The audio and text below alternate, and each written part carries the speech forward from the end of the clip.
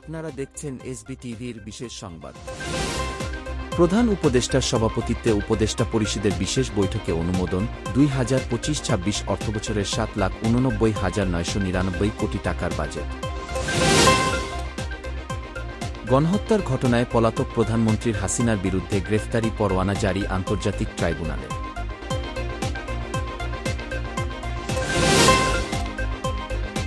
সিনহা হত্যা মামলায় প্রদীপ ও লিয়াকতের মৃত্যুদণ্ড, এছাড়া অপর 6 আসামির যাবজ্জীবন কারাদণ্ড বহাল রাখা হয়েছে।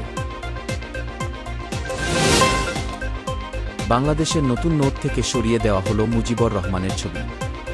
রবিবার থেকেই নতুন নোট বিলি করা শুরু করেছে বাংলাদেশ ব্যাংক।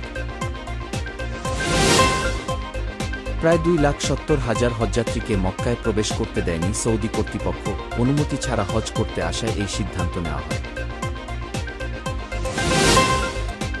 প্রতিটি দিক থেকে ক্ষুধার্ত ফিলিস্তিনিদের উপর গুলি ছুড়েছে আইডিএফ, অবরুদ্ধ উপত্যকাটিতে নিহতের সংখ্যা 54,000 ছাড়িয়ে গেছে।